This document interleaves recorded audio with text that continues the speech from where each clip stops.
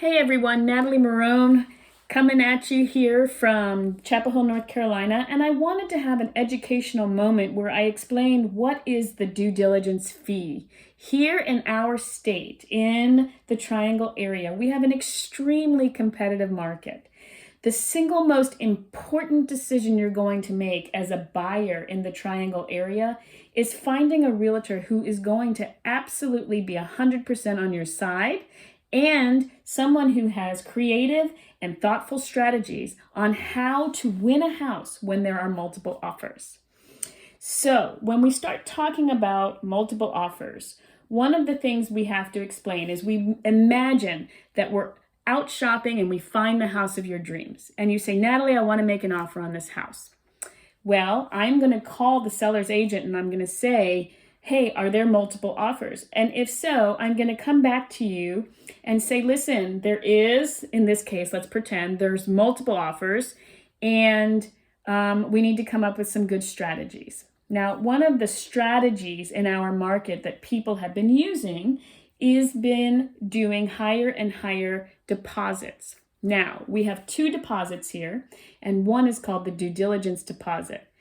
Don't be afraid. The due diligence deposit does get returned to you if you buy the house and close the deal. It comes back to you. The only time it doesn't come back to you is if you decide to walk away from the deal in the middle of the due diligence or before the end of the due diligence period. So what does all that mean? Okay, let's say we found the house and we put the offer in. And we offer the seller an amount of money for the due diligence fee. There is no set rules on how much you can offer for your due diligence fee. I have delivered due diligence fees this year anywhere between $1,000 and $65,000. The due diligence fee is the money you pay directly to the seller at the time of the seller agreeing to let you purchase the house. The next day, within 24 hours, you deliver a check to the seller called the due diligence deposit. That deposit gets held by the seller until closing. That is the money we pay the seller to allow us to conduct our inspection period so that we can learn as much as we can about the house. You want to have a realtor on your side who has a long list of vendors who can come and aid you in this process.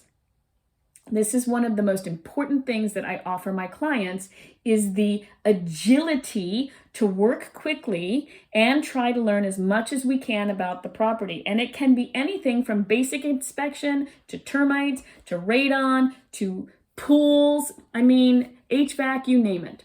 During the due diligence period, you want to learn as much as you can about the house and get to closing as informed as you possibly can. If there is something wrong and you would like for the seller to have it fixed, certainly we can ask the seller to fix it.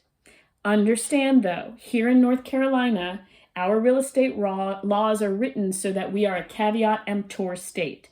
What that means is, in our contract, it states you are buying the house as it is on the day of your offer to purchase. So, while we should and will ask the sellers to fix things if there's something major wrong, they are not obligated. They don't have to. Now, some sellers are most often reasonable human beings and would like for the deal to close smoothly, and we work together as best we can to get to closing in a win-win situation. I do hope this information has helped. If you have any other questions, remember there are no dumb questions. The only dumb questions are the ones we don't ask. You don't do this every day, and I do. I'm happy to help you, and I would love to be your real estate resource of choice here in the Triangle area. You can always visit me at www.nataliemaronehomes.com. Have a great weekend, everybody.